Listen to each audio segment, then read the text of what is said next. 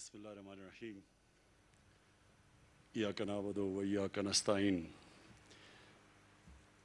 میں جان صاحب پہلے تو آپ کا شکریہ ادا کرتا ہوں۔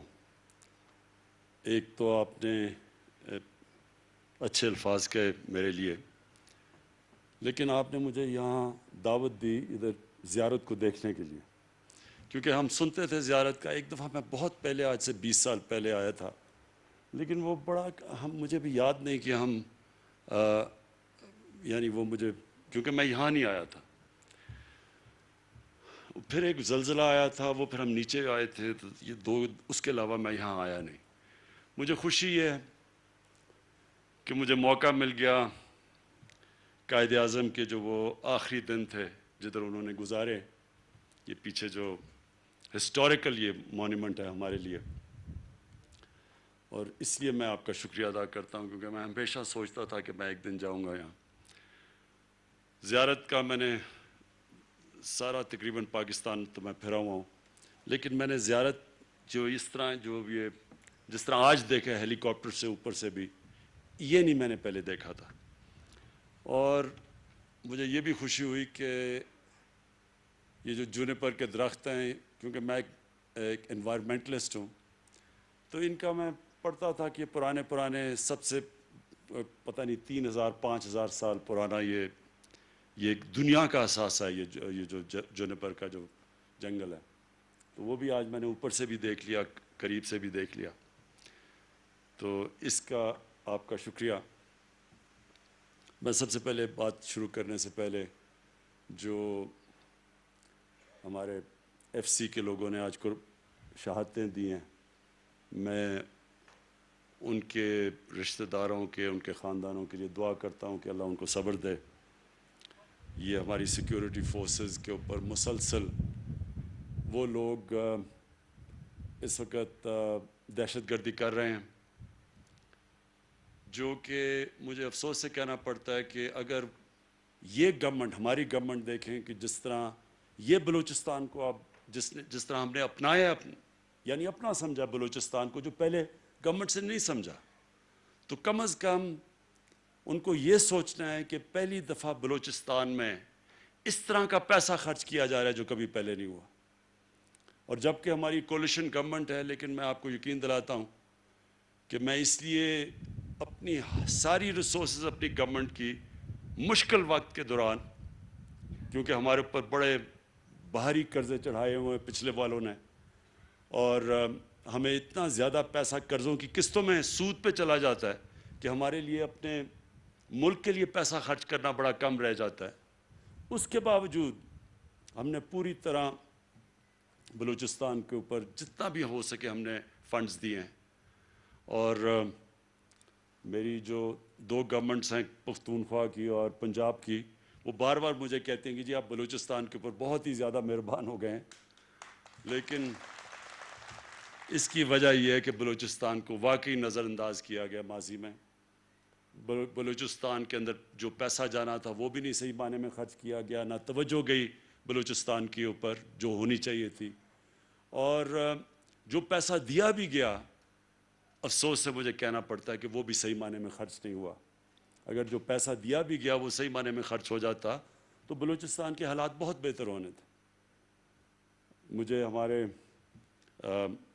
میرے ایم پی کہہ رہے ہیں کہ نام لیں کسی کا جس نے بڑی دیر سے یہاں حکومت یہاں بیٹھا ہوا تھا۔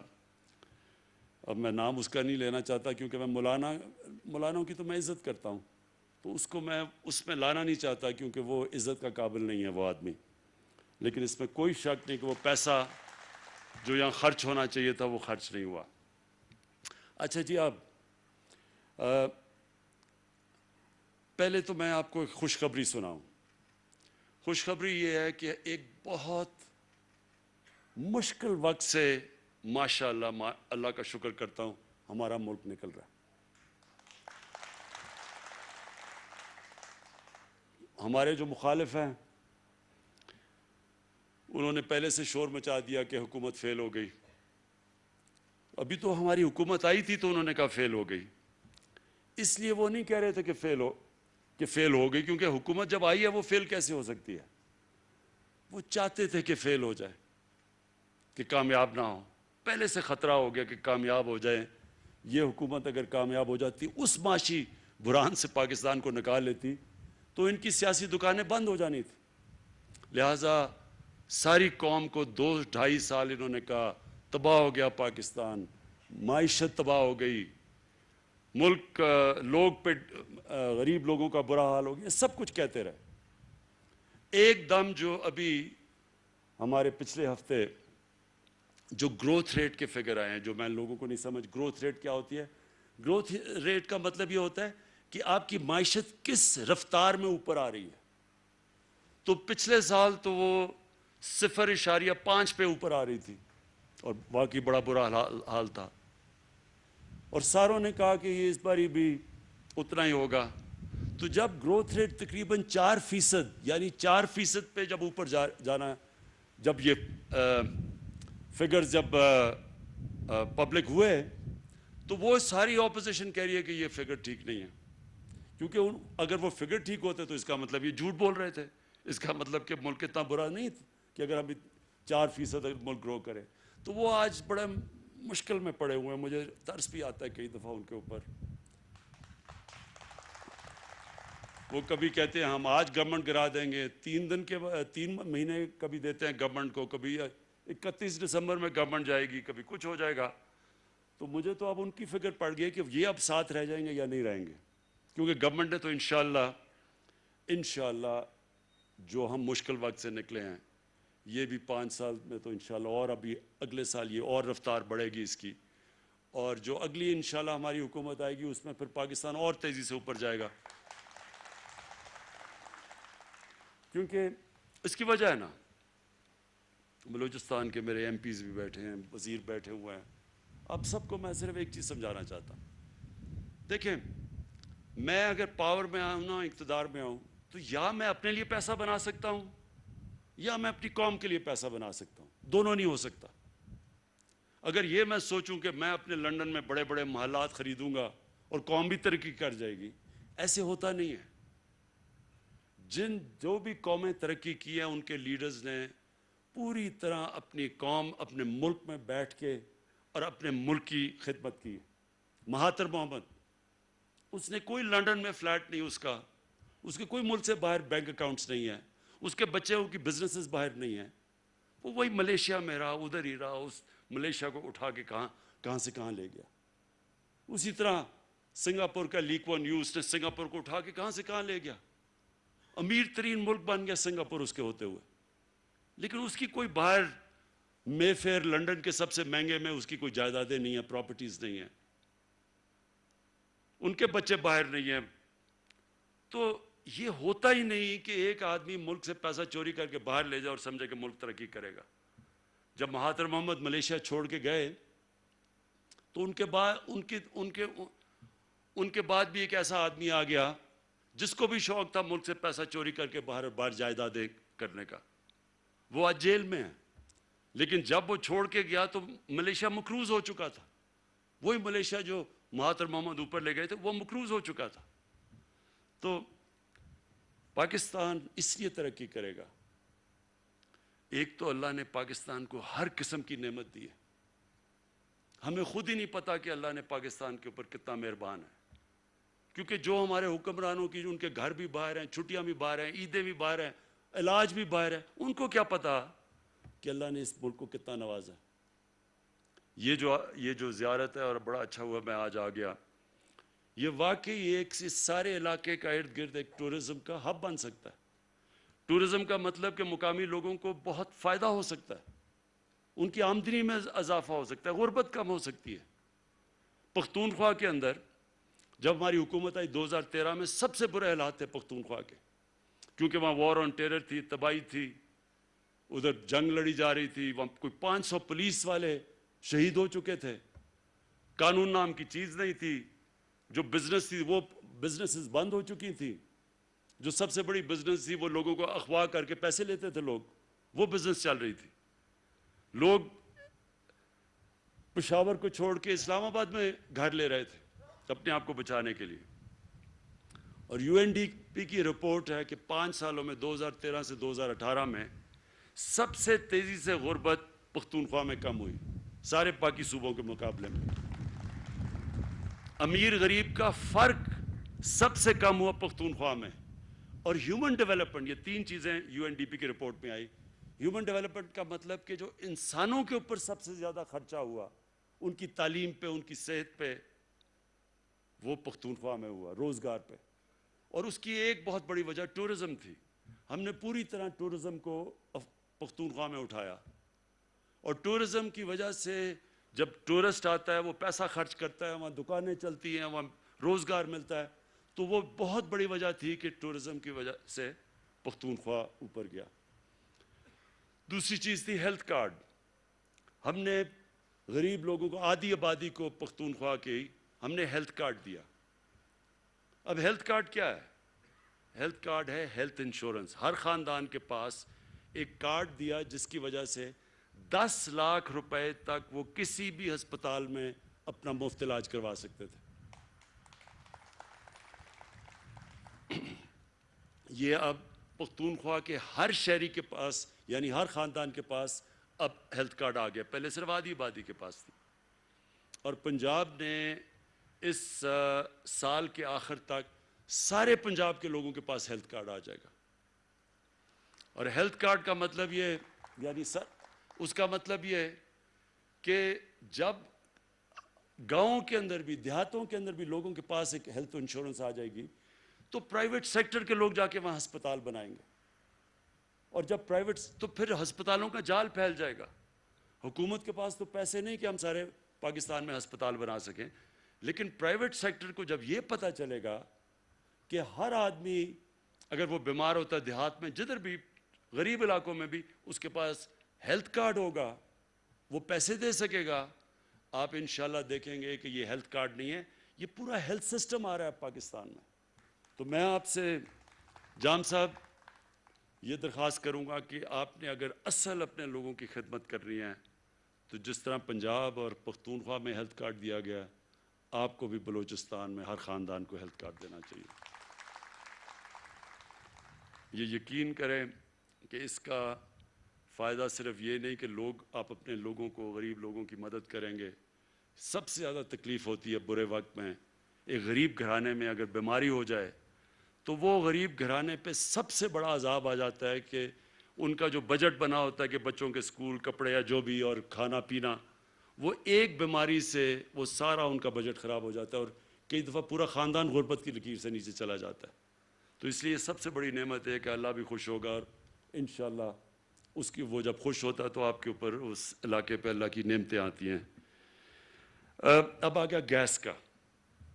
یہ آپ نے بالکل ٹھیک بات کی کہ اس علاقے میں، مجھے پتہ ہے سردیوں میں کئی دفعہ بلوچستان آیا ہوں، جو یہاں ٹھنڈ، ایک تو ٹھنڈ ہوتی ہے نا، ایک تو ٹیمپریچر، ایک چل فیکٹر ہوتا ہے جو ہوا چلتی ہے یہاں، وہ اتنی ٹھنڈ میں نے بڑی کم دنیا میں دیکھی ہوئی ہے جو بلوچستان کے علاقوں میں. اس لیے اس کو اب ہم ڈسکس کریں گے. مجھے اپنے ایم پی نے تو کہا، دھومڑ صاحب نے، کہ جناب یہاں گیس پہنچا دو، پائپ لائن. میرے خیال میں جو آپ کا آئیڈیا نا وہ زیادہ بہتر ہے کہ یہاں ایل پی جی کا پلانٹ لگایا جائے، وہ زیادہ فیزیبل ہے. گیس لانا اتنی دور سے، اور گیس کا پرابلم بڑا ہوگا کہ وہ سردی کے اندر وہ گیس کا پریشر بالکل گر جائے گا. سو بہتر یہ ہے کہ اگر ہم اسی علاقے کے اندر یہ ایل پی جی کا پلانٹ لگائیں. اب اس کی میں فیزیبلٹی جا کے بات کروں گا، کیونکہ آپ کو پتہ ہے بجٹ تو بن ہی گیا تقریباً. میں جب واپس جاؤں گا، یہ میں آپ کو یقین دلاتا ہوں کہ اگر ہم پوری کوشش کریں گے کہ اس کو انشاءاللہ یہ جب اگلا مالی سال شروع ہوتا ہے تو اس میں ہم آپ کے لیے کام شروع کر دیں ایل پی جی کے، تاکہ یہاں لوگوں کے لیے آسانی ہو. میں ویسے بادشاہ نہیں ہوں، پرائم منسٹر ہوں. پرائم منسٹر کو پھر بھی دیکھنا پڑتا. بادشاہ تو ایسے اشریوں کی تھیلی پھینک دیتا نا کہ ادھر لو پیسے، ادھر لو. جس طرح پہلے ہمارے بادشاہ کہتے تھے کہ جی میں نے یہ دے دیا آپ کو، وہ دے دیا. تو مجھے دیکھنا پڑتا ہے، اپنے فائنانس منسٹر سے بات کرنی پڑتی ہے، دیکھنا پڑتا ہے کہ کتنا پیسہ ہے. آگے وہ میں پھر سے آپ کو کہہ رہا ہوں کہ دونوں صوبے شور مچا رہے ہیں، پنجاب اور کہ پختونخوا کے، جی آپ نے بلوچستان کو بہت زیادہ پیسہ دے دیا. کہتے ہیں وہاں تو ہماری گورنمنٹ نہیں، کولیشن گورنمنٹ ہے. لیکن گورنمنٹ کی بات نہیں ہے. بلوچستان کو، کیونکہ میں پھر سے ریپیٹ کرتا ہوں، نظر انداز کیا ماضی میں، اس لیے یہ ہمارا فرض بنتا ہے کہ ہم پوری طرح مدد کریں. ہے آپ کا علاقہ بہت بڑا، مسئلہ بلوچستان کا ہے کہ اتنا بڑا علاقہ ہے, یہاں کنیکٹیوٹی اتنی مہنگی ہے بنسبت نیچے اور علاقوں کے اوپر, تو اس لیے جو خرچہ آتا ہے یہاں سڑکوں پہ جو کنیکٹ کرنے میں, وہ باقی جگہ سے بہت زیادہ آتا ہے. تو اور پھر کیونکہ ٹریفک اتنا زیادہ نہیں ہے تو ہم پرائیویٹ پبلک پارٹنرشپ میں بھی آنا مشکل ہے, جو کہ ہم پختونخوا میں اور پنجاب میں کئی علاقوں میں پبلک پرائیویٹ پارٹنرشپ پہ جا کے ہم یہ سڑکیں بنا رہے ہیں. تو یہاں کیونکہ آپ کا ٹریفک اتنا کم ہے تو اس لیے ہمیں پرابلمز ہوتی ہیں اس کے لیے پرائیویٹ پارٹیز کو یہاں انٹرسٹ کرنے کے لیے. اور آخر میں آپ کو صرف ایک چیز کا پھر سے یقین دلاتا ہوں کہ میں آپ کو اس لیے نہیں کہہ رہا کہ لوگوں کو خوش کرنے کے لیے یا ووٹ کے لیے, میں اس لیے کہہ رہا ہوں کہ میرا یہ ایمان ہے کہ پاکستان کی جو ڈیولپمنٹ ہے وہ ڈیولپمنٹ تب صحیح معنی میں ڈیولپمنٹ ہوگی کہ ایک انگریزی کا لفظ ہے انکلوسیو, کہ سارے ملک کی ڈیولپمنٹ ہو. یہاں چھوٹے چھوٹے یعنی علاقوں کی ڈیولپمنٹ ہوتی ہے لیکن جو باقی ملک ہے وہ پیچھے رہ جاتا ہے, اور اس کی وجہ سے بلوچستان بھی پیچھے رہ گیا. تو میں یہ سمجھتا ہوں کہ ہمارے ملک میں پہلے تو علاقوں کو جو پیچھے رہ گئے ہیں اور ان کے اوپر ہم خاص توجہ دے رہے ہیں, جس کا مطلب ہم شروع کر رہے ہیں ادھر سے قبائلی علاقے سے, کیونکہ وہ بھی قبائلی علاقہ بھی پیچھے رہ گیا, پھر بلوچستان, پھر جو پنجاب کے مغربی علاقے ہیں جس میں میرا بھی ضلع میاں والی بھی, اور پھر بکھر, یہ راجن پور, ڈی جی خان, سب سے پیچھے رہ گئے ہیں یہ پنجاب میں, ان کی پوری. اور پھر اندرون سندھ میں بھی ہم کوشش کریں کہ سندھ حکومت, کیونکہ ہماری حکومت نہیں ہے وہاں, لیکن ان کے ساتھ مل کے ان کی بھی مدد کریں, کیونکہ انٹیریئر سندھ بھی پیچھے رہ گیا. تو جو علاقے پیچھے رہ گئے ہیں پہلے تو ہماری پوری کوشش کریں کہ ان کو اوپر لانے کے لیے, اور دوسرے جو لوگ پیچھے رہ گئے ہیں, جو ہمارا غریب آدمی ہے, جو کمزور طبقہ ہے, اس کے لیے اس کو پورا اٹھائیں.